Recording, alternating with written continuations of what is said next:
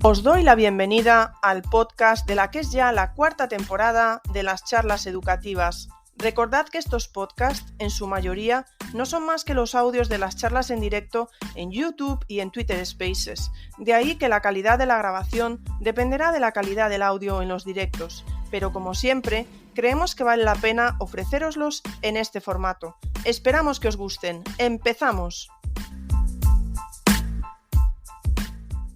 Buenas tardes, os damos la bienvenida un domingo más al space de vuestras charlas educativas. Un domingo más, pero nunca un domingo cualquiera. Y bueno, la verdad es que los domingos que tratamos, los miércoles que tratamos temas especiales, como puede ser el de hoy, pues son especialmente... temas especiales son especialmente especiales. Ya voy a acabar así, ¿no? Así que bueno, ante todo y antes de darle la bienvenida a Isabel como se merece, simplemente recordad siempre noticias de las charlas educativas, deciros que acaba el mes de mayo y el miércoles tendremos a la primera, a la única, a Dacil González. Con ella empezó todo, con ella empezaron las charlas educativas en enero de 2020 y el miércoles vuelve a su casa y vuelve a las charlas, así que os animo a recuperar ese momento, ¿no? Y el domingo que viene, pues empieza junio, así que tenéis que esperar un poquito por el calendario de junio que saldrá en breve. Yo creo que lo tendremos pues a principios de la semana, como muy tarde el jueves, pero espero poder sacarlo el lunes o el martes y que ya podáis ver todo lo que se viene, o casi todo lo que se viene encima en junio. Así que quedamos en eso. Y para mí es un placer y un honor muy grande, de verdad, contar aquí hoy con Isabel. Isabel Clemente, si no me equivoco, porque ahora espera, que me voy a tu perfil. Isabel Clemente, bueno, supongo que será el apellido, ahora me lo dices si no, que nos viene a hablar de enfermedades raras y en concreto, y lo voy a pronunciar, Isabel, allá voy, del síndrome Wolff-Hirschhorn. Y ahora me corriges tú, ¿vale? Bueno, ante todo te quiero dar las gracias. El otro día lo comentaba en un podcast que me preguntaban por mis charlas favoritas y yo decía, pues no tengo una charla favorita, pero cuando viene una persona a hablar en primera persona o viene una familia o algo así, pues son charlas muy especiales y en las que, bueno, pues que demostráis una generosidad muy grande al venir a hablar de temas pues que son personales, ¿no? Así que muchísimas gracias de corazón, Isabel, por estar aquí hoy. Y si quieres ya te dejo que te presentes tú, tanto a nivel personal, profesional, como quieras. Pero bueno, muchas gracias y muchas gracias, Claustro Virtual, que estáis por aquí hoy. Isabel, ya, terminé.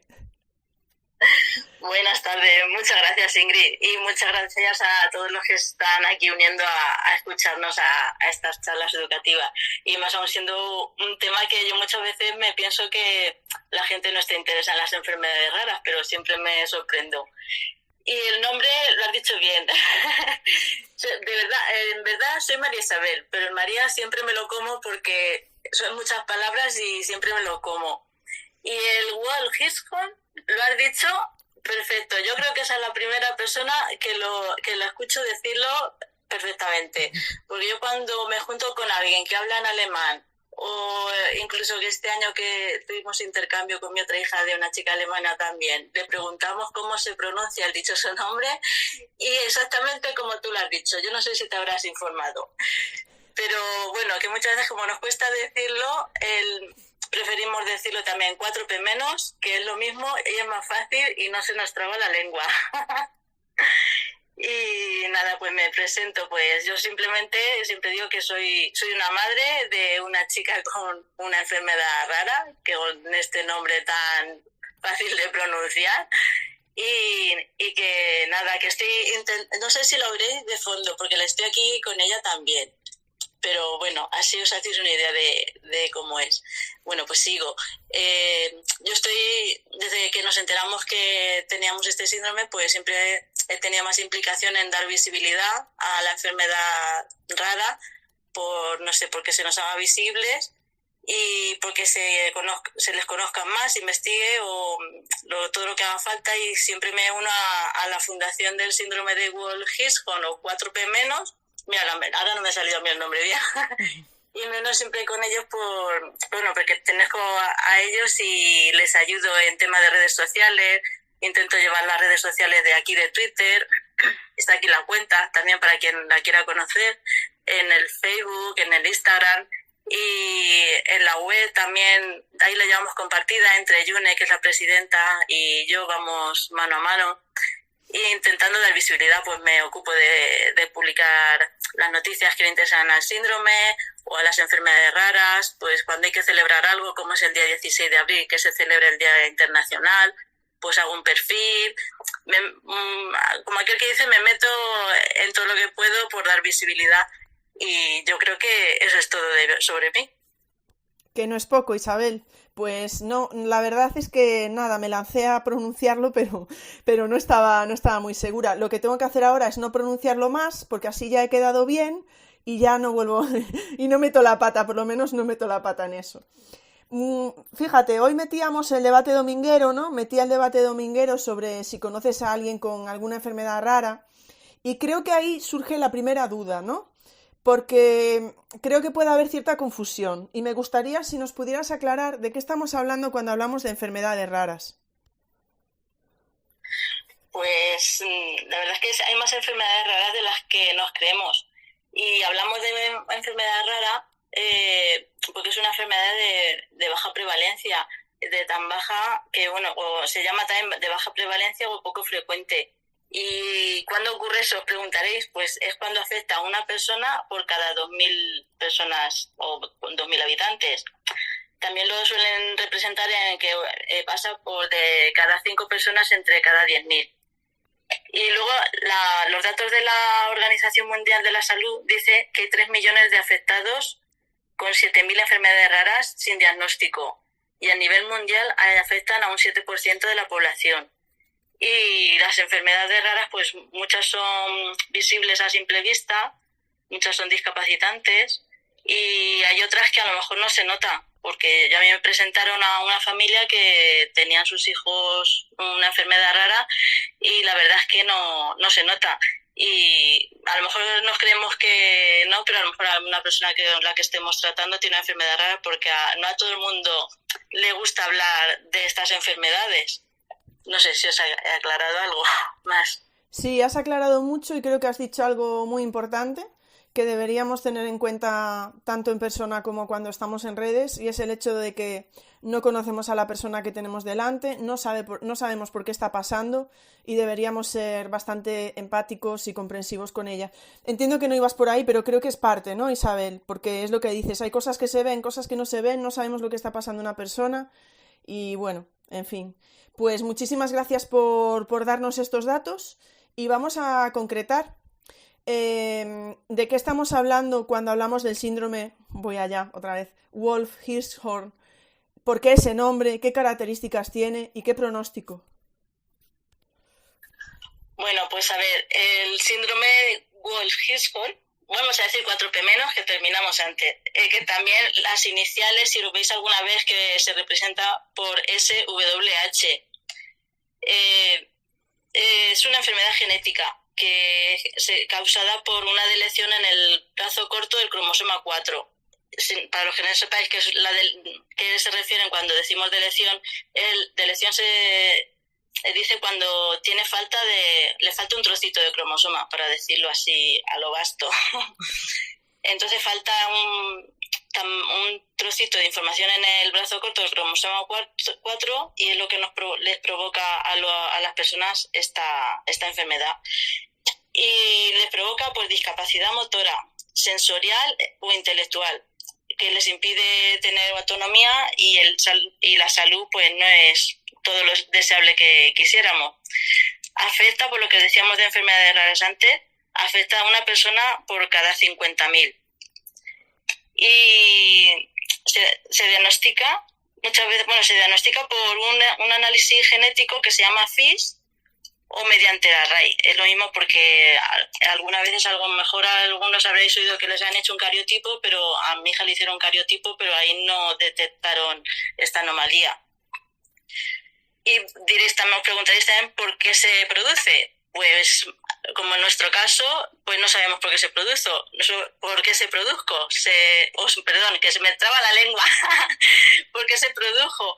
Lo nuestro fue un caso de elección de novo, que es lo que dicen los genetistas. El de elección de novo es porque ninguno de los padres somos portadores. Y eso ocurre pues en un 60 o un 70% de los casos. No hay ninguna causa que lo justifique.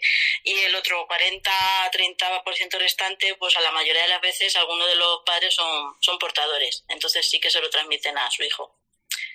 El nombre dichoso, pues al oírlo de Wolf nos creemos a lo mejor que tiene relación con lobo, que significa en inglés, pero nada más allá. El nombre se debe a sus descubridores, que fue un alemán que se llamaba Ulrich Wolf y un estadounidense que se llamaba Kurt Hirschhorn.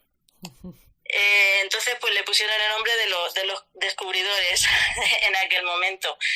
Y a ver, ahora voy a contar las características. Pues es un síndrome que provoca pluridiscapacidad y hay que destacar que cada persona puede tener una manifestación clínica diferente y que varía en grado de intensidad, que no todos pueden, igual que cualquier otra enfermedad, que no todos cursan igual de la misma manera. Pero dentro de las características comunes distintivas son los rasgos faciales. O la cara es muy parecida a al casco de un guerrero griego. Y muchas veces cuando nos hemos juntado con otros niños que tienen la misma patología, pues nos sorprende mucho de ver las características facial porque parecen hermanos, es que se parecen muchísimo. Otra de las características que padecen es la epilepsia. Común en la gran mayoría, no todos la tienen, pero sí. El retraso de crecimiento también, la microcefalia, la discapacidad intelectual, la hipotonía, los problemas de alimentación, sobre todo también, y que conlleva también bajo tono muscular, y tiene una gran susceptibilidad a las infecciones como consecuencia del mal funcionamiento del sistema inmune. Y ello les provoca muchas infecciones pulmonares, como bronquiolitis, neumonía. Tú coges un simple resfriado, pero es que ellos cogen una neumonía que les cuesta ingresos en UCI. Ya hemos pasado por 2 ingresos de UCI y bastante delicado el tema. Con esto de las infecciones pulmonares, la Fundación estamos apoyando la investigación que se está llevando a cabo por el Centro de Biología Molecular Severo Ochoa, que el doctor César Covaleda está investigando el sistema inmune. Y me gusta decirlo siempre porque se hace una investigación para el síndrome de Wolf, pero es que no solo beneficia al síndrome de Wolf los resultados, sino que también repercute en otras enfermedades, como es el mieloma múltiple y las leucemias linfoblásticas agudas. Entonces, a mí me gusta mucho cuando que se estudian para un caso en particular, pero beneficia a otros muchos, que siempre compartimos con diagnósticos y terapias y me salió la palabra, perdonad. No, no te preocupes. Tratamientos, eso, es lo que vale. quería decir. Bueno, todo esto que os he dicho es lo más habitual. En mi perfil, si veis, he puesto una infografía que lo resume todo, porque como son tantas cosas las que pueden sufrir estos chicos, y bueno, esto que os he nombrado es lo más habitual, pero luego también pueden padecer labio leporino, problemas de visión, anomalías esqueléticas, problemas dentales, problemas cardíacos, auditivos, genitourinarios. Bueno, como veis, aquí desde los pies hasta la cabeza, sí, pues cualquier cosa pueden padecer. Pero eso, menos mal, como decía, que según cada uno lo cursa de una manera, según varía la intensidad, el grado, porque hay mi hija es de las que más o menos, de las que mejor están, porque puede hablar, se hace entender y anda y ve, pero hay otros amigos que tenemos que los niños pues tienen que ir en silla de ruedas, tienen un 90% de baja visión y no se pueden hacer comprender. Luego el pronóstico de vida, pues al principio, cuando empezamos nosotros en este mundo, pues era letal, porque decían que los 2 primeros años de vida eran muy críticos, y a menos mal que podían fallecer.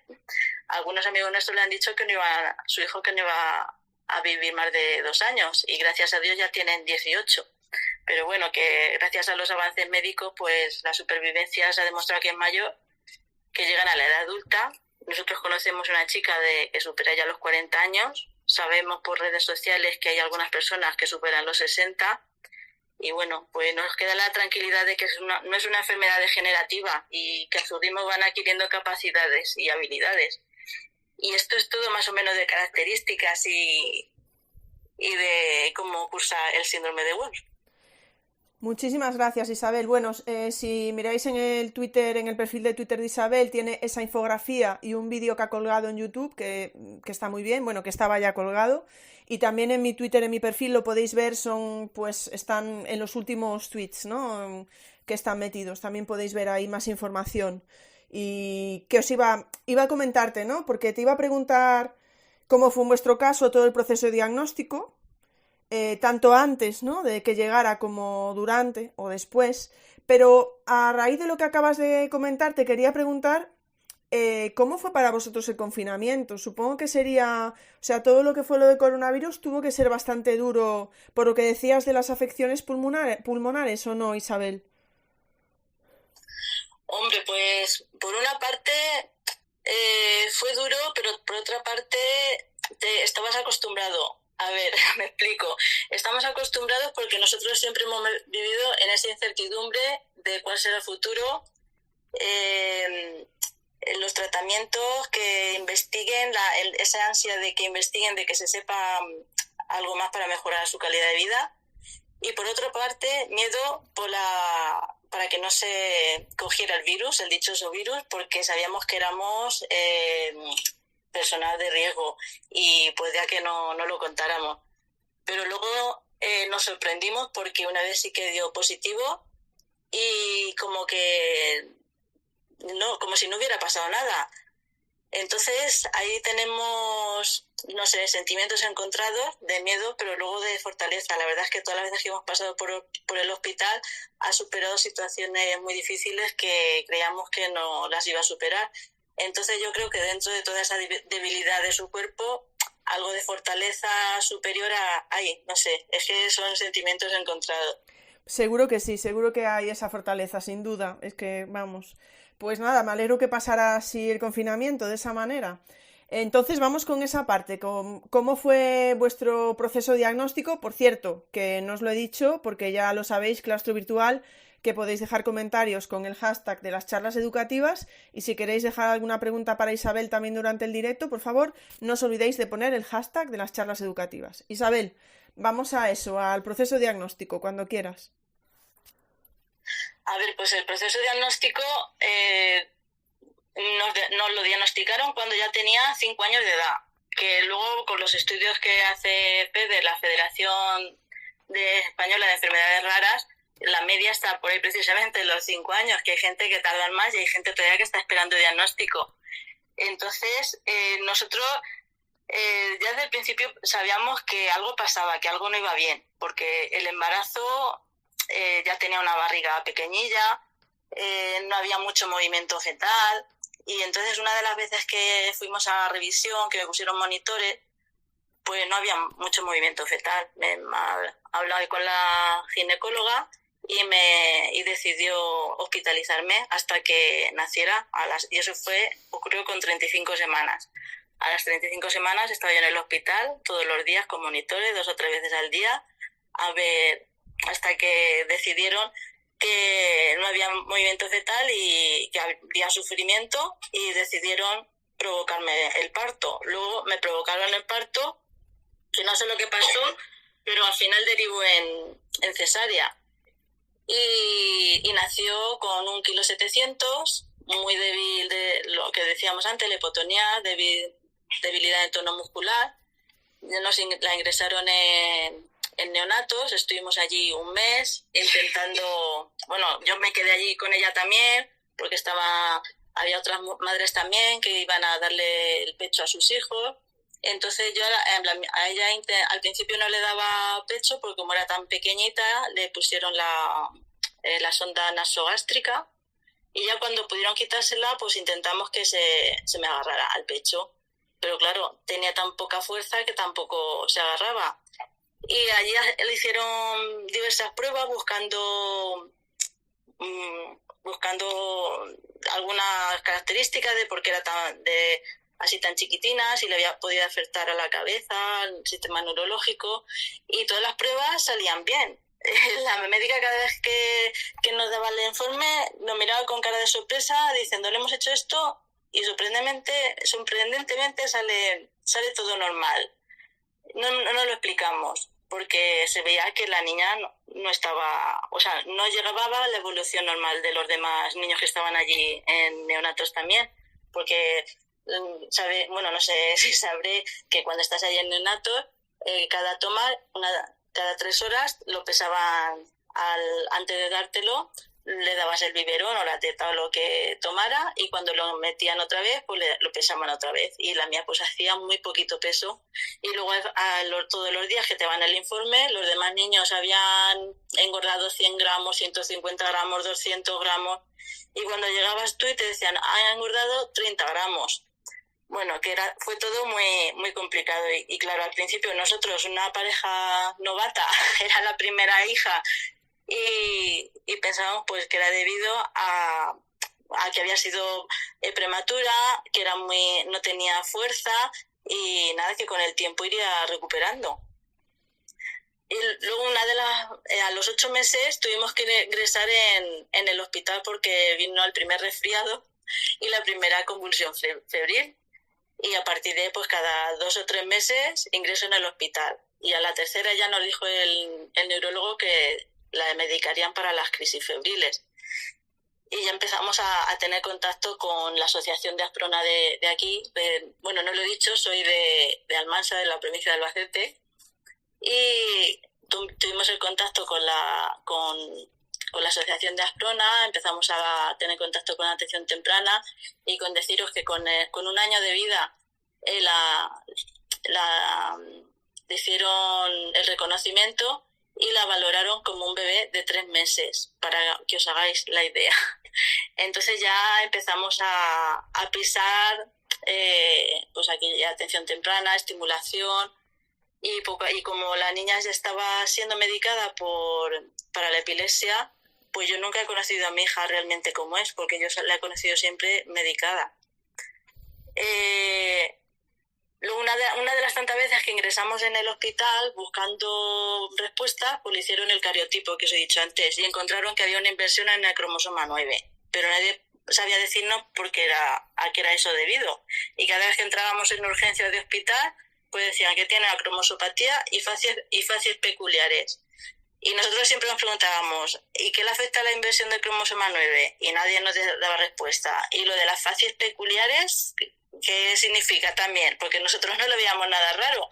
Pero claro, luego con el tiempo, pues ya al final descubrimos que era el dichoso facies peculiares del casco de guerrero griego, que era evidente, claro, nosotros entonces no lo veíamos. Y bueno, como antes del diagnóstico ya estábamos en los médicos tratando todas sus patologías, que habíamos ido al nutricionista, al oftalmólogo, al neurólogo. El de neurólogo pedimos traslado a Madrid para tener una segunda opinión. Nos fuimos al Hospital del Niño Jesús, que era especialista en niños, porque la niña la veíamos que estaba medicada y es que parecía un trapo, la verdad, con 1 año, año y medio, y no veíamos que avanzara de ninguna manera y queríamos otra segunda opinión. Y conseguimos entrar allá al Hospital Niño Jesús. El médico, con los informes que le llevamos de aquí, nos dijo que todo correspondía, pero para más tranquilidad nuestra le volvieron a repetir allí los exámenes y a ver si coincidían o no. Con los resultados que ellos sacaron, con lo que salió allí, decidieron cambiar la medicación, y gracias a Dios que le cambiaron la medicación, porque entonces empezó a evolucionar, a aprender un poco más, a interactuar con el entorno, porque es que le hacías muchas carantoñas y es que ni se reía siquiera. Y luego ya ayer al neurólogo le preguntamos otra vez por la inversión del cromosoma 9, qué significa, que él le podría acarrear. Y él nos derivó al sindromólogo, al hospital, al 12 de octubre de Madrid. Y allí pues el sindromólogo pues tampoco sabía decirnos ni darnos respuestas, ni ponernos nombre a lo que le pasaba, ni nada. la primera vez le hice varias pruebas buscando la relación de sus características físicas, lo que ellos llaman el genotipo, fenotipo, la relación entre sus características físicas y la genética, y le hizo una prueba buscando en un cromosoma que llevaba vinculado el enanismo, porque claro, lo de la baja talla, era pequeñita, pues imaginaba a ver si tiene algo de enanismo, y salió la prueba negativa, menos mal. Y luego cuando ya al final, claro, tantas veces que ingresábamos en el hospital, muchas navidades ingresadas en Nochebuenas, Nocheviejas, Reyes, pues queríamos tener más familia. Y claro, yo decía a mi marido, digo, yo mientras sigamos estando tantas veces en el hospital, yo no me animo. Digo, cuando nos deje tranquilos un poco de una temporada, que se estabilice un poco, pues si quieres nos animamos. Bueno, pues al final nos animamos y fuimos a por la segunda.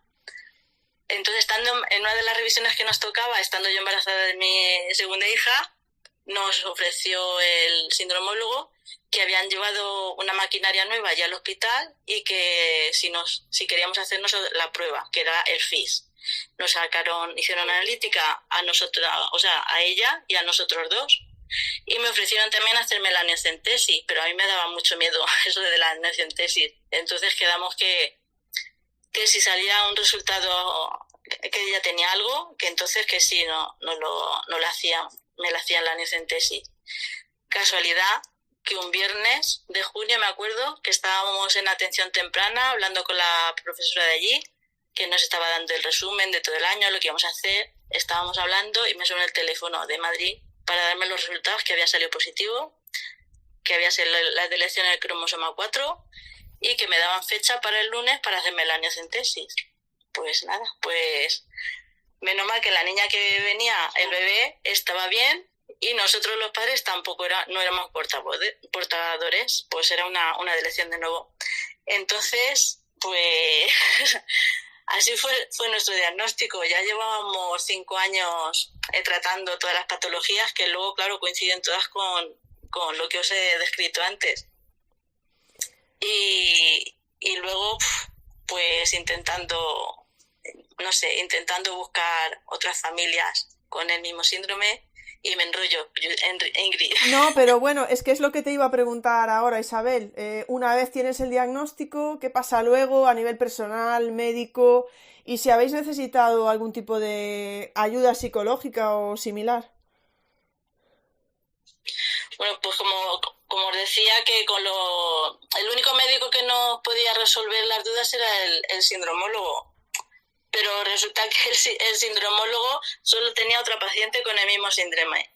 Y le preguntamos, claro, por nuestra curiosidad, que nos diera información, y le preguntamos que si nos podía poner en contacto con ellos y nos dijo que un no rotundo, porque resulta que la otra niña estaba mucho más afectada que nosotros y iba a ser contraproducente para las dos familias, de ver nosotros la suya que estaba tan mal y de ello ver que la nuestra con lo mismo que estaba tan bien. Pero luego las cosas del destino nos coincidimos y nos pusimos en contacto sin necesidad de sindromólogos ni nadie. Eso si queréis ya os lo cuento más adelante si queréis. Y bueno, pues al sindromólogo, claro, no tenía, con la otra niña y nosotros, pues pocos datos tenía para darnos de información. Y allí íbamos a las consultas, pero los que le daban información éramos nosotros a él. Se tomaba nota de toda la evolución que tenía y así iba ampliando su registro y su base de datos para futuros pacientes. Ya al final pues llegó una época que nos dijo que nos daba el alta porque ya poco más le podíamos dar, que si necesitábamos cualquier cosa se puso a nuestra disposición y la verdad que muy bien. Y luego hay otra, con el neurólogo que íbamos al principio cada 3 meses, luego cada 6, y como que teníamos más confianza, le preguntamos cuál va a ser la evolución de nuestra hija con las crisis epilépticas y esto qué puede ser. Y nos dijo una cosa que nos gustó mucho. Bueno, nos gustó mucho y yo siempre lo digo porque estas palabras también los médicos tienen que saber transmitir de alguna manera no te dan esperanza pero tampoco te la quitan. y nos lo dijo como, tal cual lo digo ahora. Dice, el tiempo lo dirá. Dice, vosotros dadle el apoyo y la estimulación que necesite y el tiempo responderá solo. Y a partir de ahí es cuando nosotros teníamos ya la convicción para seguir el ritmo normal de cualquier otro niño. Era una niña pequeñita que no nos decía que no podría llegar a ponerse al nivel o sin a nivel un poco más cerca del nivel de los niños de su edad. La discapacidad por aquella época seguía viéndose un poco como tabú y aislamiento y eso, y entonces como que no queríamos que queríamos que estuviera en contacto con sus iguales, que fuera a un colegio ordinario y que ella era una persona como el resto y tenía el derecho de, como cualquiera, a que la aceptaran como realmente ella era. Y no sé, los demás especialistas, pues como antes os decía, estaban tratando sus enfermedades, no hicieron distinción por tener ya un nombre, cosa que no le ha pasado a otras familias, porque cuando tiene cualquier cosa ya han dicho, eso es por el síndrome. Bueno, pero si es por el síndrome, pero si tiene tratamiento para cualquier persona, dámela a mí también, ¿no? Nosotros de momento no nos encontramos en esa tesitura. Y pues fue duro. Hubo 2 ingresos en UCI. Los ingresos en UCI eran en Albacete. Y una vez sí que me acuerdo que uno de los médicos se enfadó con nosotros porque la estábamos llevando a Madrid y no tenían allí informes. Error nuestro a lo mejor porque teníamos que haber llevado los informes de Madrid allí. Pero claro, fuimos buscando una segunda opinión y vimos que había evolución en la niña. Pues ¿dónde vas? Pues donde ves respuestas, ¿no? Entonces, una de las veces de los ingresos a UCI tuvo un retroceso general de todo el aprendizaje, dejó de andar y dejó de hablar y tuvimos como que empezar de nuevo otra vez. Pero bueno, no tardó mucho en ponerse al día, aunque mi marido está con la idea de que perdió bastante en aquella época. Y a ver, ¿qué más os cuento? El neurólogo con la epilepsia lo que hacía, cada vez que tocaba probar una nueva medicación, porque a lo mejor veíamos que no le hacía efecto, pues le tocaba investigar, ensayo y error, como decía, hasta dar con lo que funciona. En esas pruebas pues valorábamos que no fuera perjudicial para ella. De momento las crisis no le han provocado ningún retroceso, como te da miedo de vivir crisis porque dicen que tiene la convicción de que son desconexiones neuronales y puedes perder capacidades que ya tienes adquiridas, pero es que en ella es que no le vemos ese retroceso. Entonces, casi que valoramos que esté conectada con su entorno, aunque las crisis sean más frecuentes, pero si ella está más conectada con su entorno y va avanzando, pues mira, pues nos aguantamos, pasamos que le den las crisis, le daban antes cada año, ahora le dan todos los meses, pero preferimos que sea una niña activa que una niña pasiva por tenerla tan medicada que no se entere de nada. Y de momento lo podemos llevar, no son largas las crisis ni son muy graves, entonces ahí estamos tanteando el terreno. Y lo que me preguntabas de a nivel personal, pues cuando nos enteramos del diagnóstico, ¿qué haces primero? Pues ahora con internet, pues a buscar información en internet. Y lo encontrábamos, entonces mi hija, que no lo he dicho, tiene ahora 21 años y nos lo dieron hace 15, 16 años.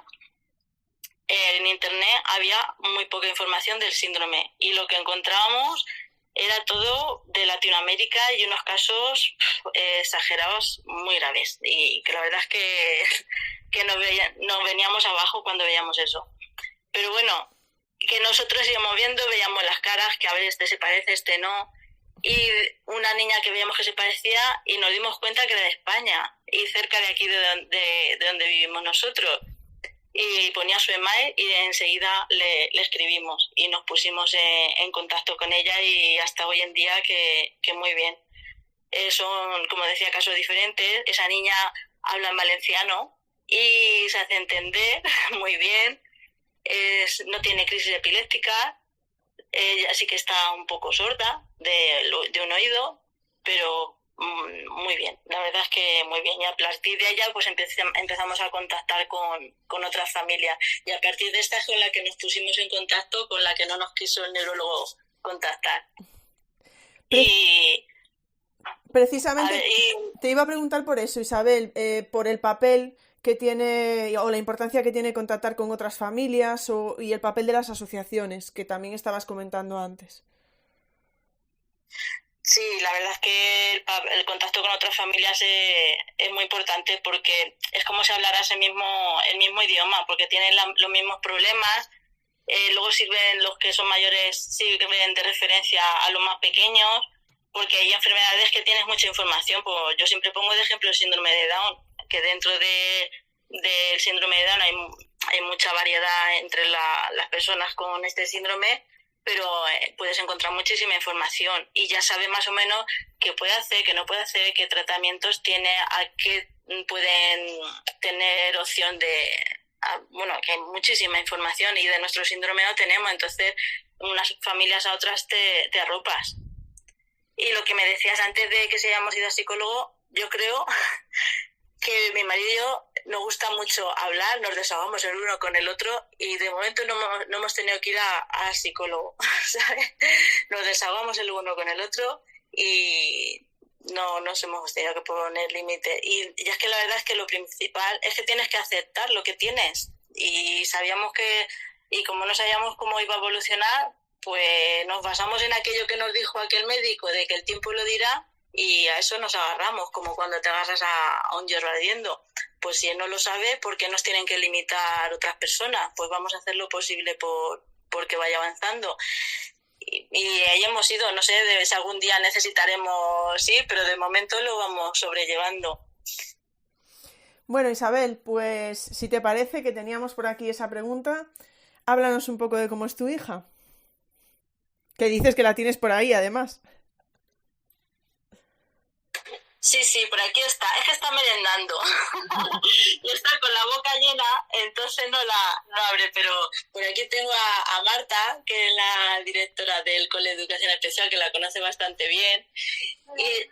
Y Maribel, mira, ahora sí la oí. Porque de pequeña, luego me río, porque de pequeña no le podíamos hacer abrir la boca ni para comer ni para hablar, y ahora no se la podemos hacer cerrar, ni se calla ni para de comer. Entonces lo tomamos con humor. Pues ella que hace yo, que soy su madre, pues que es súper cariñosa, que es, ¿la oís? Te quiero, te suelta muchas veces, que es muy alegre, es lista, sabe aprovecharse de su discapacidad. Al principio cuando era pequeña, pues muchas veces lo he comparado, madre mía, si es que es un mueble, si es que aunque pase una pisonadora no se mueve. Y hoy en día es un torbellino, hoy no para, está en el plato y en las tajas, como vulgarmente se dice. Pero bueno, pero su discapacidad o su distinta capacidad, como lo queramos decir, se nota. Pues no sabe, con 21 años todavía no sabe leer, no sabe escribir, no sé si algún día llegará a hacerlo, sabe pintar, que ella me apunta. Ella muchas veces cuando dicen, ¿qué le regalamos? Pues yo digo, regálale un bote de rotuladores y 4 o 5 libretas, porque en 5 minutos te los ha rellenado enteros. No sabe escribir, pero muchas veces a sus garabatos les buscamos el sentido. Que uno de los perfiles que hice para la fundación del Día de la Madre es un garabato que hizo ella, que dije, digo, si esto se parece a una mamá, una mujer, digo, pues lo voy a utilizar para el perfil de felicitar el Día de la Madre. Y nada, y es así, es que simplemente ella, se le gusta mucho fijarse, que parece que no te ve, pero ella se fija, es muy pícara y no sé, es que podría estar aquí una eternidad hablando de ella. Isabel, ya nos dejarás un día por Twitter un dibujo para que lo veamos, porque yo ya me quedé con las ganas dices que le gusta mucho dibujar. Ya le harás una foto ahí, un dibujo y nos lo enseñas un día, Isabel, que nos encantará ver uno. Bueno, los dibujos que son garabatos, ¿sabes? Que no llega a hacer un dibujo, como a lo mejor te esperas que va a dibujar una persona o una casa. No hemos llegado a esos extremos. pero bueno, que dentro de sus garabatos le vamos buscando sentido. Sí que hace el redondel, ha empezado a hacer las caras, el redondel, los ojos, los pelos así raillos, y tienes que ir diciéndole, ¿y las orejas? ¿Dónde las has dejado? Ponle orejas y ponle pelo. Y las piernas, todavía no le ponemos piernas a las cabezas, pero bueno. Bueno, pues ya nos dejaréis ver uno.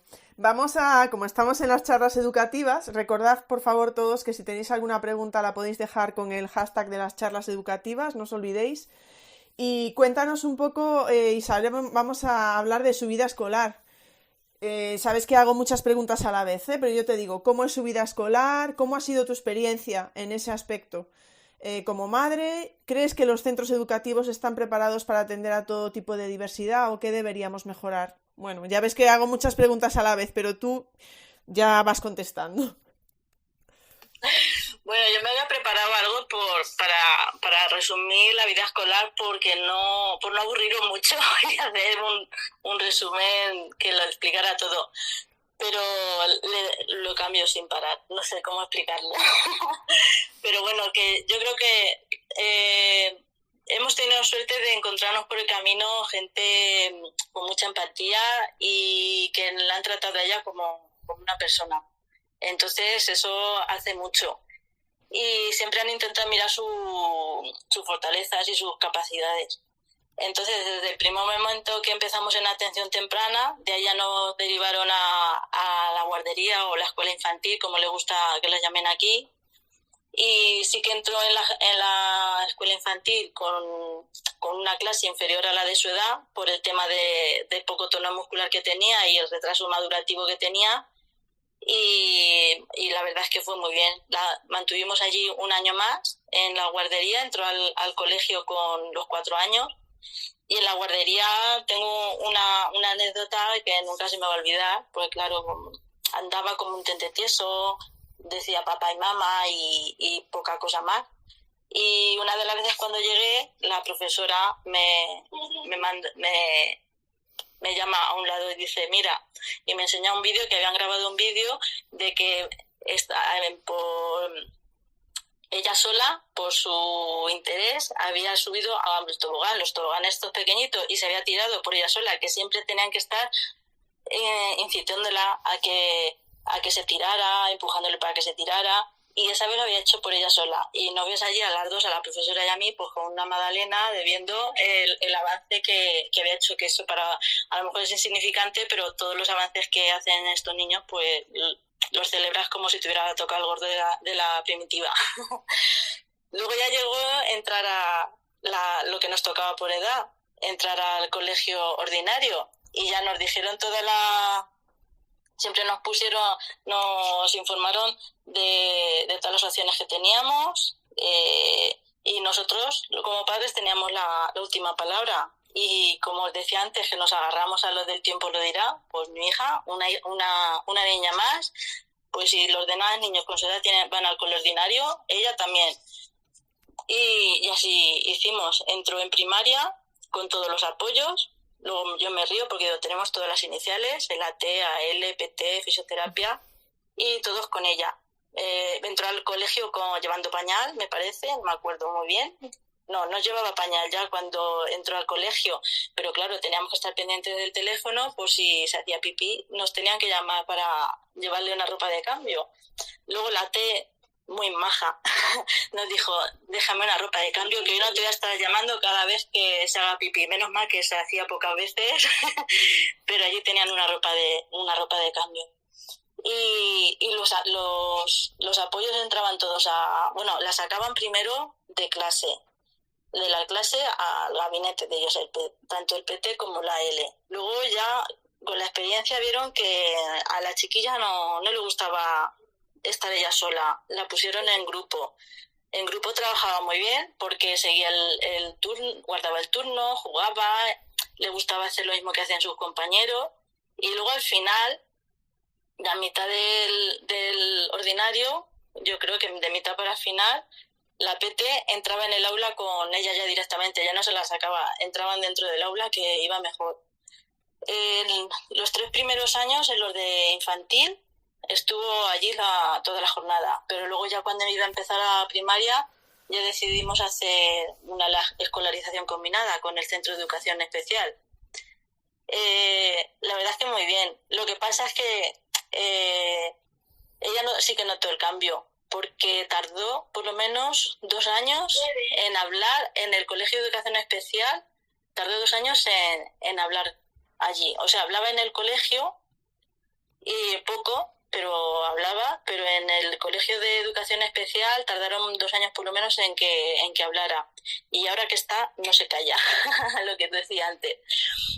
Y ahí en el colegio en el ordinario pues imitaba mucho a sus compañeros. Hasta le daban una ficha diferente. Me acuerdo una vez que me contaron que en la clase de inglés le dieron una ficha diferente a ella y ella le quitaba la ficha al compañero.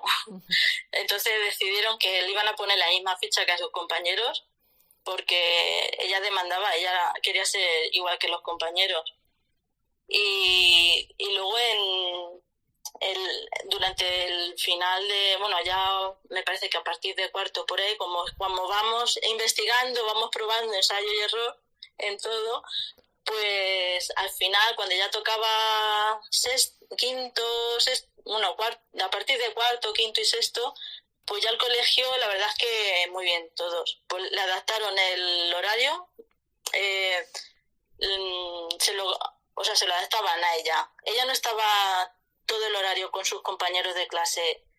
Lo mismo estaba en un taller de infantil que haciendo gimnasia con los de tercero, estaba en todos los cursos y todos los niños la conocían. Y en los recreos me acuerdo que siempre decían, es que demanda mucho al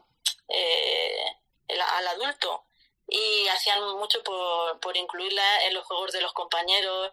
Me acuerdo que venía con los cromos y de allí sacamos una frase muy singular de ella que decía te veo, y saqué también con lo del confinamiento, saqué también una reflexión con aquel famoso te veo. Y eso sobre el curso, la verdad es que en ordinario se portaron muy bien. Hacíamos muchas veces las combinadas que hacíamos con el Centro de Educación Especial. Yo a veces me reía porque me lo tomo todo positivo y no sé desde qué punto me lo tomo, que no me ofendo ni busco el lado positivo siempre. Y yo les decía, parece que me vayáis a jugar aquí, que vengo al jugado, porque estaban los profesores del centro ordinario, los profesores del Centro de Educación Especial y yo. Habían allí por lo menos 8 o 9 personas y yo, la madre. Y la verdad es que muy bien, porque así a partir de que estaba ya en el colegio, pues como ya no me contaba lo que le pasaba ni lo que hacía ni nada, pues yo para enterarme pues me metí en el AMPA. Que hacían cuentos, pues yo allí con los cuentos, viéndolo cómo reaccionaba mi hija y cómo hacía. Y en las reuniones de coordinación, pues también muy bien, me pedían muchas veces opinión y muy bien. Y en el Centro de Educación Especial también muy bien, pero es complicado también porque la niña en el colegio ordinario decían que sabía unas cosas y en el colegio de Educación Especial decía que sabía otras. Y muchas veces sabía ahí sus más y sus menos, que si sabe los colores, que sí, que no se lo sabe, que sí que se lo sabe, que no se lo sabe. Porque ella también es muy lista, ¿sabe? Y sabe dónde y con quién hacer qué cosas. Entonces, si tú le demandas hasta un punto... Mira, me está riñendo. Si tú le demandas hasta un punto, sabe que tú le exiges, pero si la otra persona no le exige por él, le exige por otra parte, pues sabe cada uno por dónde responderle, y muchas veces dentro de su discapacidad se aprovecha. Y yo como madre pues pues mi experiencia pues al principio fue muchísimo miedo. Yo los cambios los he llevado fatal porque me preguntaba, ¿la van a aceptar los profesores, los compañeros y los padres? Que los padres a veces son peores que los profesores y los compañeros. Pero bueno, si yo todavía no la entiendo, ¿cómo lo van a entender en el colegio? Pero bueno, había que hacerlo y ya saldríamos por algún sitio. lo que peor llevé es que al principio de la primera vez que tuvimos que hablar con el orientador del colegio para empezar la escolarización, pues nos tocó una orientadora un poco, no sé, adivina, seguramente era. y porque resulta que lo digo de adivina porque me decía que si mi hija no seguía el ritmo de la clase, que le iban a dejar abandonada en un rincón. Y que además que sí que no veíamos que nuestra hija tenía enanismo, justo cuando habíamos venido de la prueba que os he dicho antes que había salido negativo, que se llevaba pocos meses, que estaba recién. Y yo, claro, pues le negaba a Dios, mi hija no, y mi hija no. Y al final llegó un punto que me contestó, dice, bueno, pues si los padres no queréis aceptar que cómo están vuestros hijos, pues servicios sociales os la van a quitar y la van a meter en un internado con personas como ella. Pues yo me derrumbé. Tenía que ir al día siguiente a firmar papeles y todo, y como ya hablando con la familia, con mi marido y con todos, y dije, mi hija es como todas y tiene el derecho a estar con sus iguales, y digo, yo esta persona no me va a dejar que me derrumbe, digo, porque es una persona, ya veremos el resto lo que dice. Y menos mal que luego todo el equipo directivo, un encanto. En el vídeo que he colgado sobre la experiencia de educación, la experiencia de buenas prácticas y esto, el comienzo es exactamente como lo sentí, porque es que fue así. Yo la inscribí en un colegio, no sé, primero no sabes en qué colegio inscribirla, que la puedan atender mejor, y al final dijimos, pues mira, el más cercano de casa, porque los colegios no son buenos por el colegio en sí, sino por las personas que están dentro. Y como no sabíamos las personas, no conocíamos a nadie, digo, vamos a probar, y si probamos y no funciona, pues ya nos cambiamos a otro sitio, hacemos lo que haga falta. Y la escribí en otro colegio, pero entonces como estaba lo de la zona del domicilio escolar y todo eso, pues nos tocaba a otro colegio, y nos llamó el director de este colegio por teléfono, y la verdad es que me llenó, se me juntó con lo del médico, del tiempo lo dirá, el director que nos acogió súper bien, que iba a hacer lo que le hiciera falta a nuestra hija. Pues mira, pues empezamos, y un colegio de una línea muy familiar y todo muy bien. La conocían todos los niños, íbamos por la calle y nos saludaban de los niños de 3 años hasta los de sexto, de primaria, por todo el plan que habían hecho antes de adaptarle el horario. Y allí se han portado muy bien. Han sabido dónde están sus límites, han aprendido con ella su forma de cómo ella aprende, y han buscado cómo motivarla y cómo hacerle avanzar. Y en el colegio de educación especial, pues también han estado ahí coordinando. A veces me hubiera gustado que se hubieran coordinado de otra manera, pero que no va a ser todo bonito, pero siempre hay lo que decíamos, que las charlas que se hice de la codocencia, y luego con el tiempo ha mejorado muchísimo más esa comunicación, pero al principio costaba, ¿sabéis?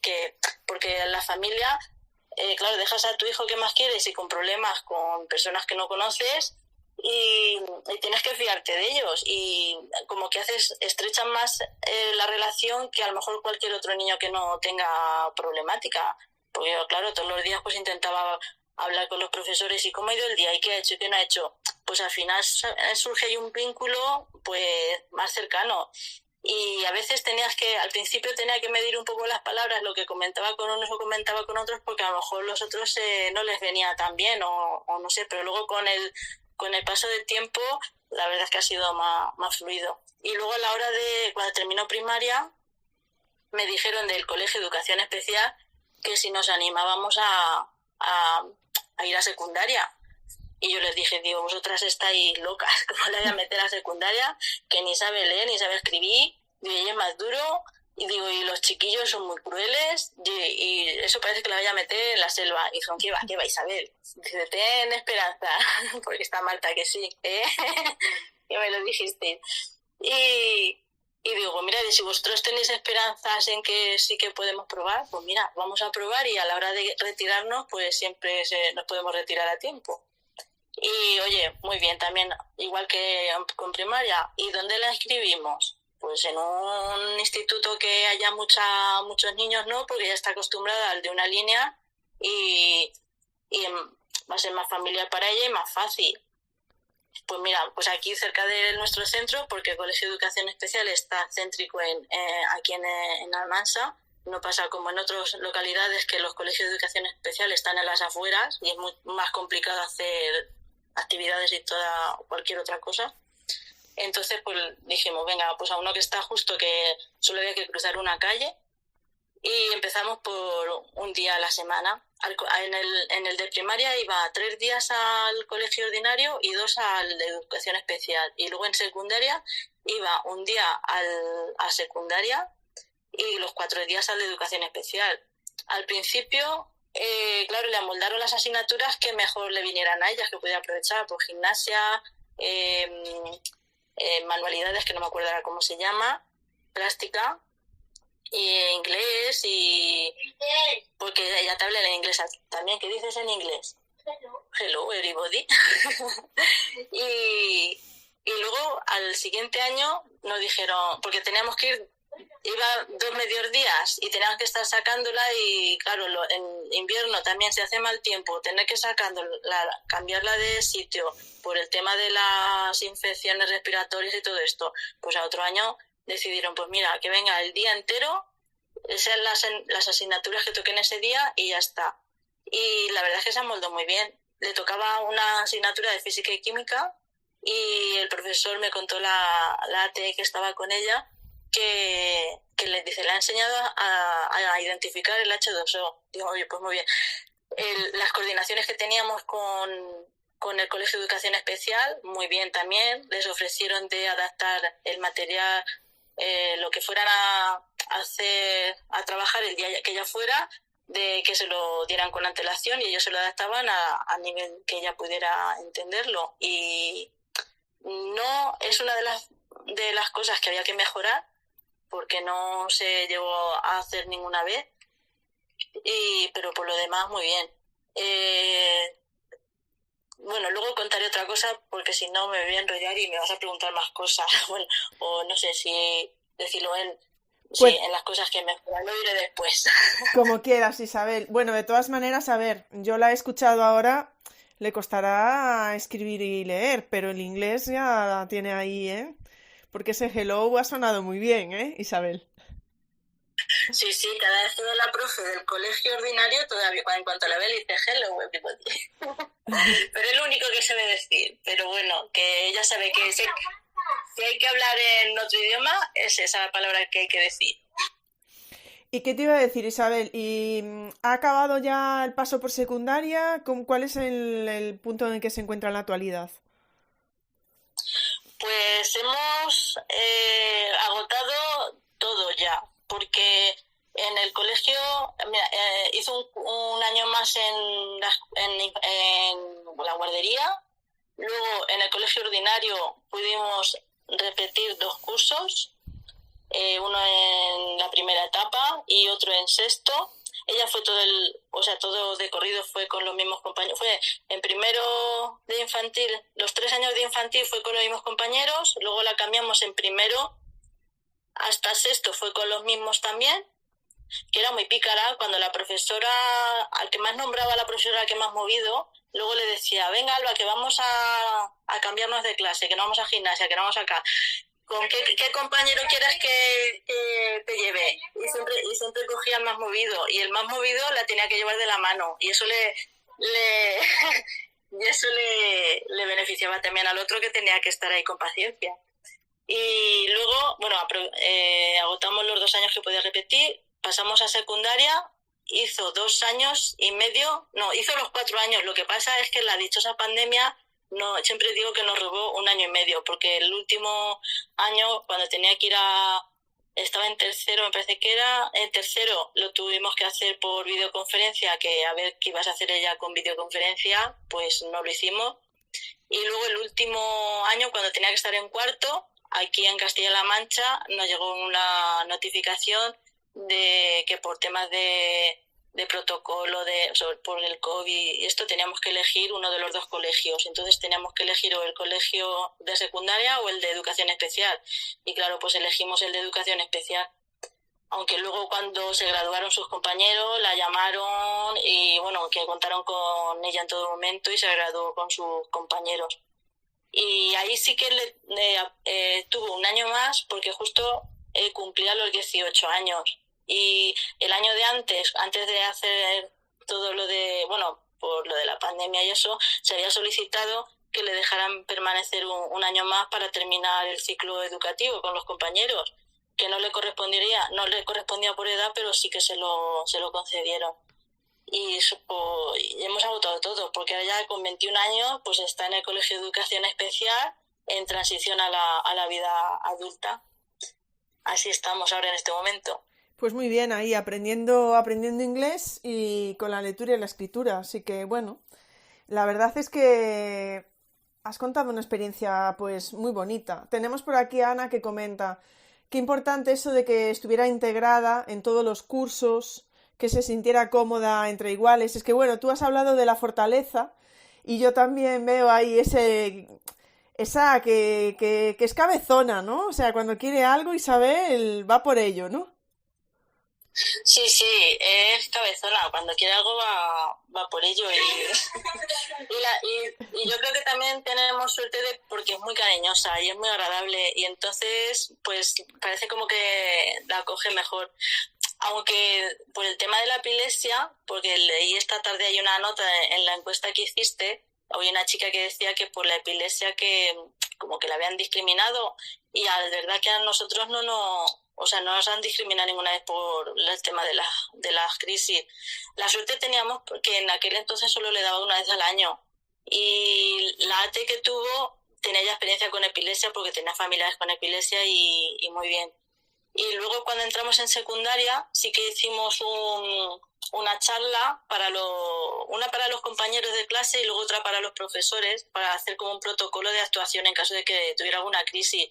Y cuando la gente sabe a lo que se enfrenta, yo creo que no tiene miedo, porque si también se lo trasladas con normalidad, no tienen por qué discriminarte porque tengas crisis epiléptica.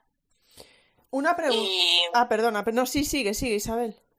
No, sí, que te iba a decir que me creía que me había ido por las ramas. No te has ido nada por las ramas, está siendo para mí una charla muy, muy interesante. Antes de pasar a la que teníamos como última pregunta, ya digo que si surge alguna pregunta con el hashtag de las charlas educativas la podéis dejar. La verdad es que hemos tenido muchas charlas en referencia a atención a la diversidad, hemos visto casos muy variados y, claro, en tu caso, la verdad es que los centros educativos, por lo que dices, ¿no? En general la experiencia ha sido, yo diría que muy buena, la verdad, por lo que estás contando y cómo lo estás contando tú. En general, ¿crees que esto es algo generalizado? Que a lo mejor tampoco lo sabes, ¿no? Pero, o por la experiencia de otras familias, ¿crees que los centros educativos están preparados para atender a todo tipo de diversidad? ¿O qué podríamos mejorar en ese sentido? Pues, a ver, yo creo que si el equipo educativo siente empatía por los alumnos y tengan la condición que tengan y son creativos, pues esos centros yo creo que tienen ya un 70% ganado. El resto pues ya depende de materiales y recursos y el asesoramiento, que también es muy importante. Pero no podemos utilizar que la falta de estos recursos y este material como excusa para no apostar por la inclusión. Y los que lo utilizan como excusa para no hacer esta inclusión están incumpliendo un derecho fundamental que precisamente se defiende en la Convención de los Derechos de las Personas con Discapacidad.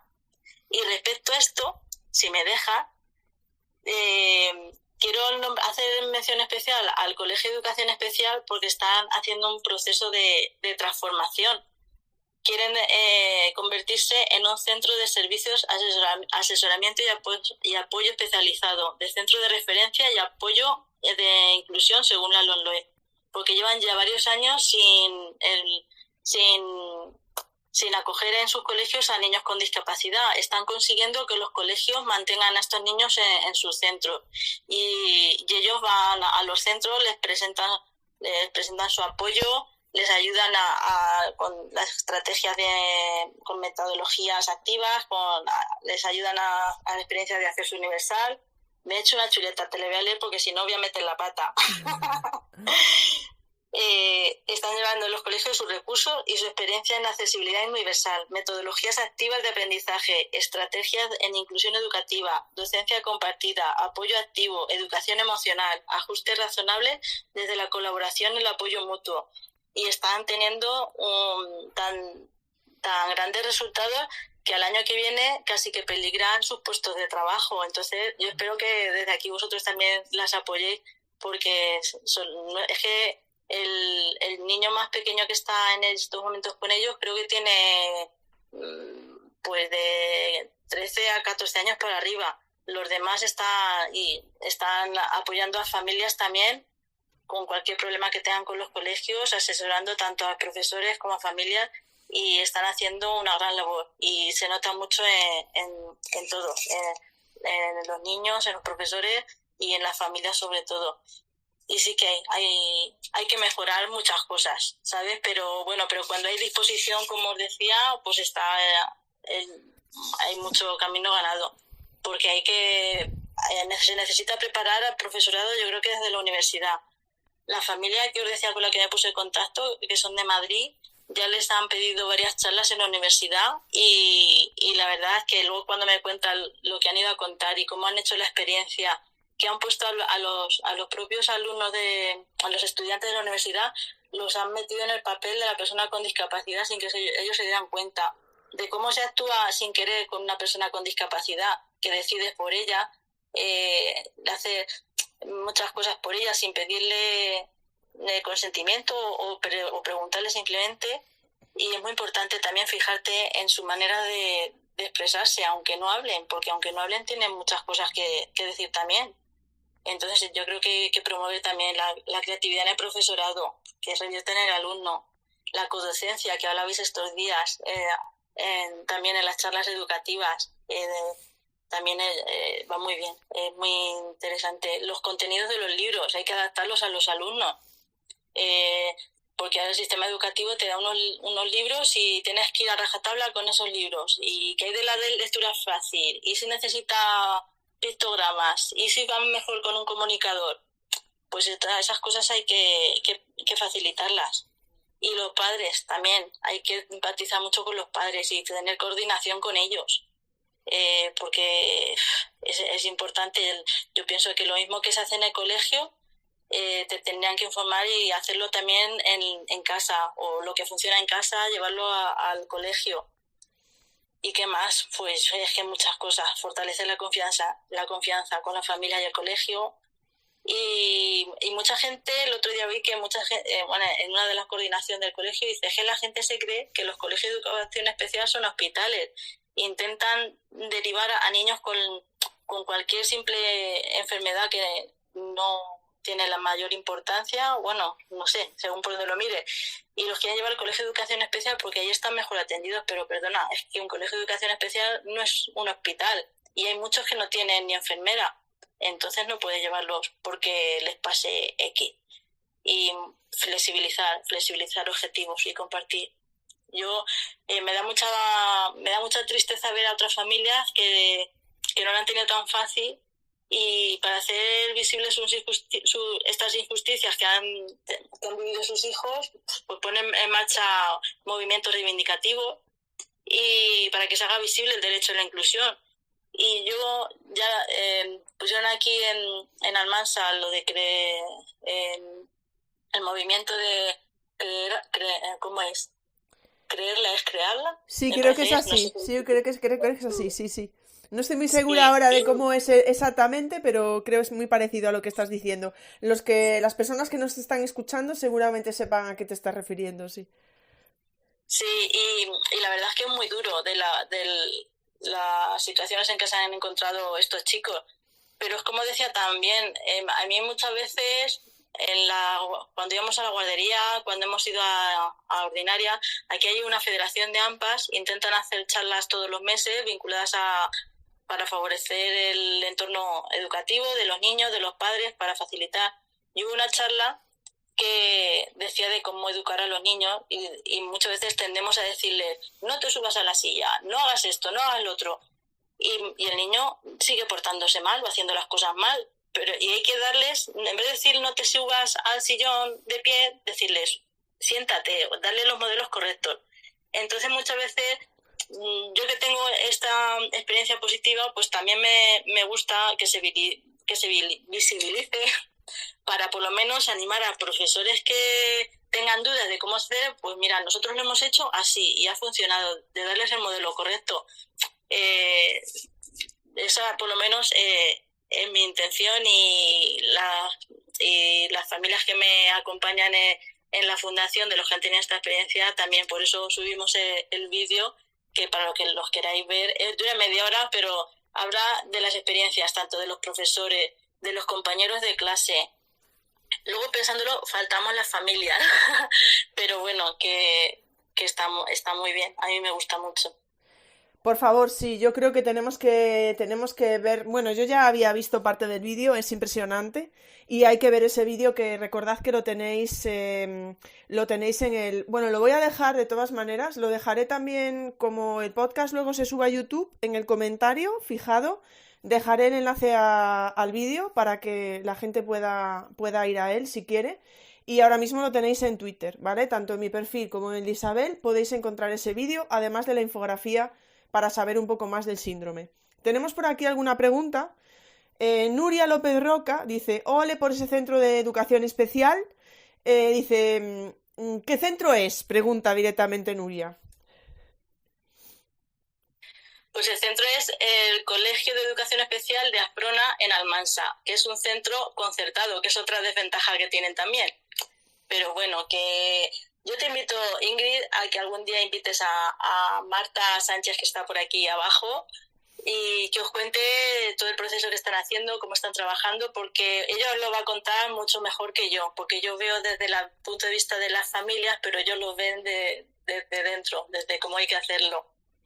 Y creo que esto lo habíamos hablado ya, que ya me lo habías dicho, ¿verdad, Isabel? Que habíamos tenido la conversación de poder de poder traer a Marta a alguna charla educativa. Así que lo vamos a dejar ahí pendiente, ¿verdad? Sí que te lo comenté. Pues perfecto, porque me parece un proceso muy interesante. Y tenemos una pregunta de Bárbara a mí que dice, ¿por qué no funcionó la colaboración con el IES de las anticipaciones? Dice, según lo escuchaba me parecía una maravilla y me quedé chafada cuando comentó que no salió. Pues no lo sabemos.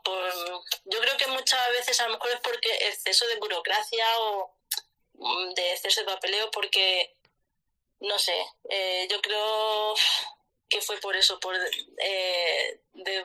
se desborda todo el papeleo que se tiene que hacer y también depende de lo que os decía antes. Sí que está la intención de los profesores, porque una de las cosas de las frases que me dice Marta al principio cuando estábamos en secundaria, que dice que un alumno en una educación inclusiva se tienen que cumplir las 3 P's.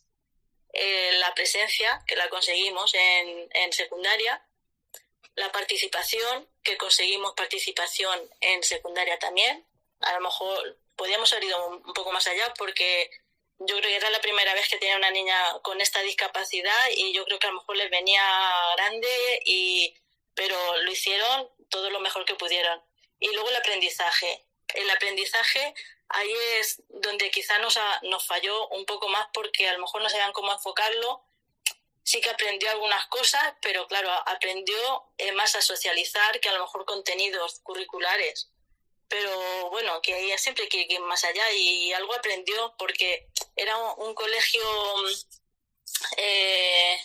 eclesiástico, bueno, la directora es monja. Antes era un colegio de monjas que iban niñas y ya con el paso con el paso de los años y eso ya es mixto.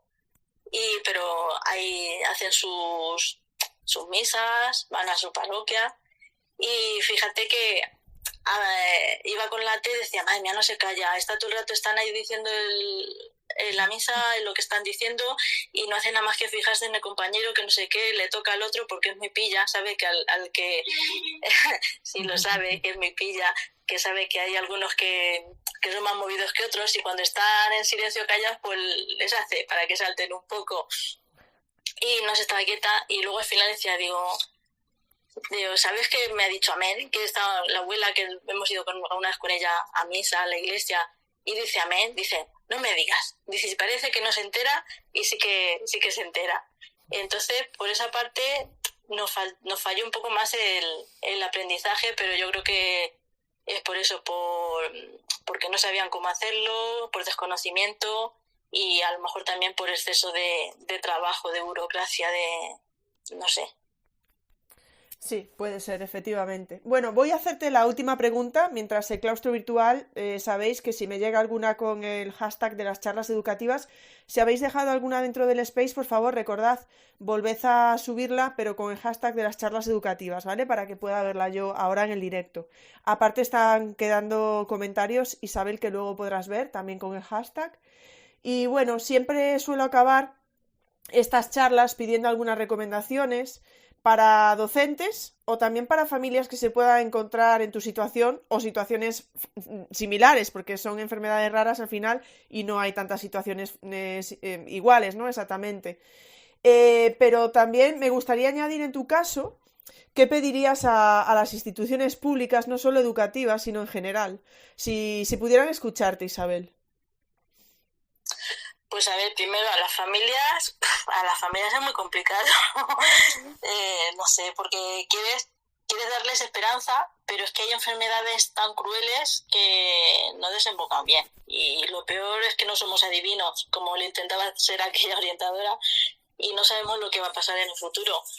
Entonces, pues, lo primero que les diría, pues que tengan paciencia, que sean realistas y que intenten vivir el hoy, sin dejar de la mano el futuro, porque hay que estar pendiente también del futuro. Sí, ya me está pidiendo de comer otra vez. Bueno, que no dejen de la mano el futuro, que sean resilientes y que hagan felices a sus hijos y que defiendan sus derechos y que intenten llevar todo pues a un término medio y hacer lo mejor posible por su felicidad de las familias y de sus hijos. Y para las instituciones muchas cosas. Pues primero inversión, que inviertan más, que hace falta. Que atiendan a los colegios y que actúen rápido, que colaboren rápido, que escuchen las demandas de los colegios y les den respuesta rápido, porque no es lógico que escuchen más a un padre enfadado que a un profesor que quiere hacer bien su trabajo. Yo os lo cuento por lo que os decía antes, que lo iba a dejar para el final. Porque Alba, cuando empezó en secundaria, ese colegio no tenía AT y tuvimos que reclamar una AT. Se había reclamado, yo creo que desde el momento que sabíamos que iba a entrar allí, que puede ser en junio, pues se pidió a educación y nos mandaron una AT en mayo. Imaginaros, casi todo el curso lectivo sin AT.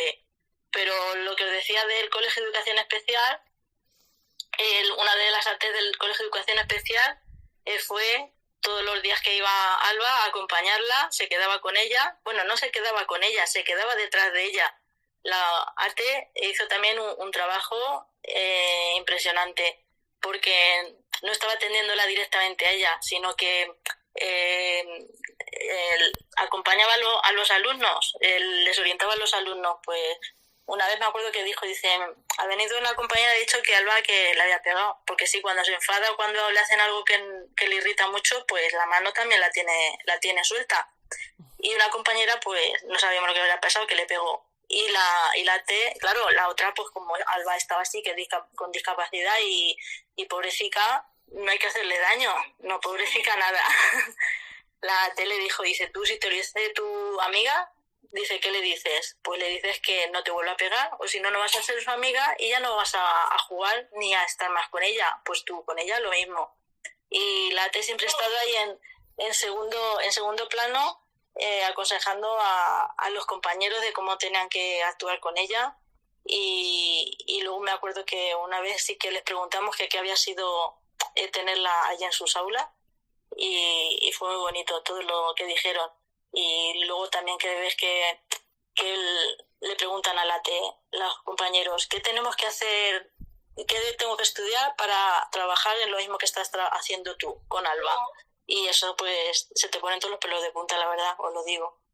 Bueno, pues, ¿qué más les pediría?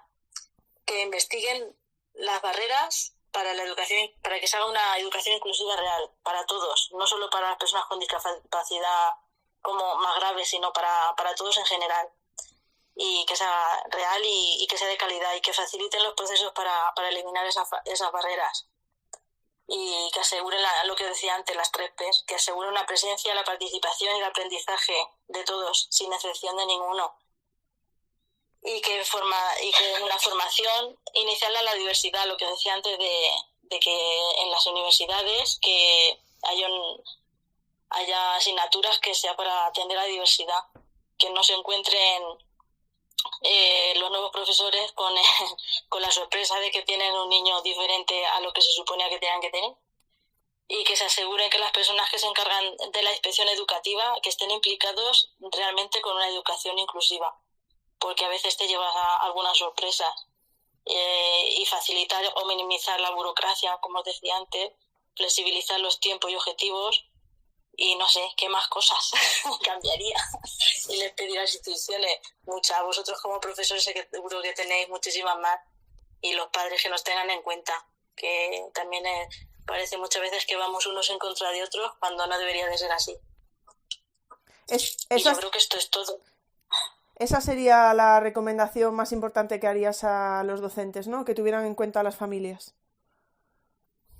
Sí, sé que es difícil porque cada uno somos de nuestro padre y de nuestra madre, como siempre se dice. Pero bueno, que intentar llegar a un término medio y no sé, hacer lo mejor posible por los niños y las niñas que están en el proceso de socialización, de educación, porque son el futuro. Y si hacemos un presente mejor, el futuro será mejor también.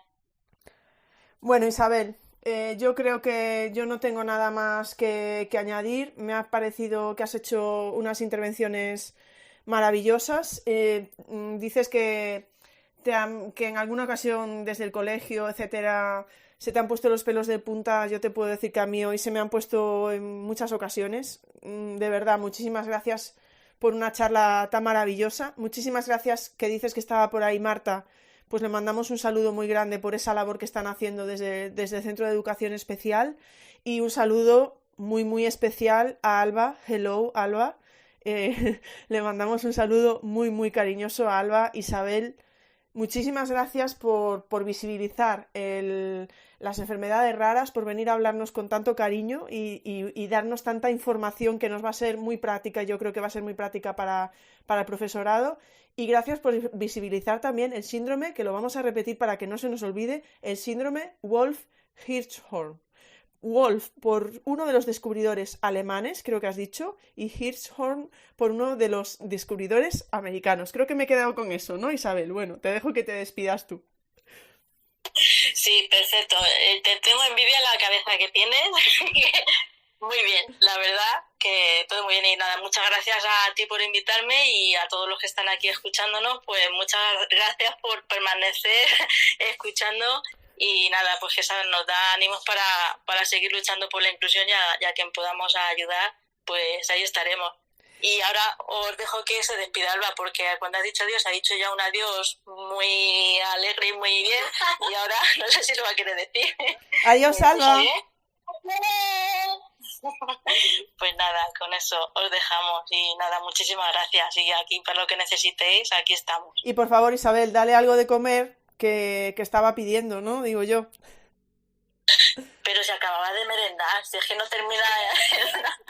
No sé si es que se le ha abierto un agujero en el estómago o algo, que porque ahora no pide nada más que comer a todas horas. Y la estoy llevando a una de las cosas que nos he dicho también, porque la estamos llevando a rehabilitación, y porque uno de los ates que tuvo la sacaba hacerle fisioterapia, y eso como que le hacía, era el motor que tenía ya, es lo que le ha hecho ser consciente de su propio cuerpo y del entorno, y le va fenomenal. Y la tengo porque se me había puesto gigante casi, y el ejercicio le va muy bien, porque ella, si la dejas, se queda sentada en su sofá y no se mueve en todo el día.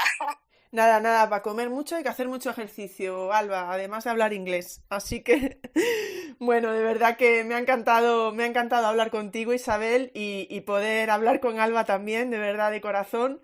Muchísimas gracias. Por favor, recordad, seguid a Isabel porque en el futuro, en algún momento, vamos a tener un dibujo de Alba. Así que no dejéis de seguir a Isabel en redes y recordad que tenéis ese vídeo ahí en YouTube, que yo también ahora me pongo con el podcast y cuando lo tenga en YouTube subido, sabéis, el audio, os dejaré ahí el enlace al vídeo de YouTube de Isabel para que podáis ver cómo trabajaban y todo lo que se ha hecho en ese colegio.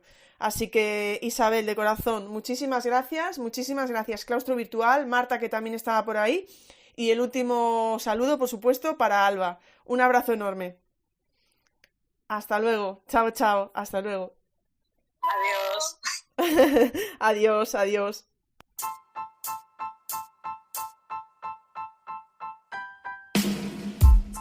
Muchas gracias por escuchar este podcast. Si te apetece, nos vemos en el siguiente.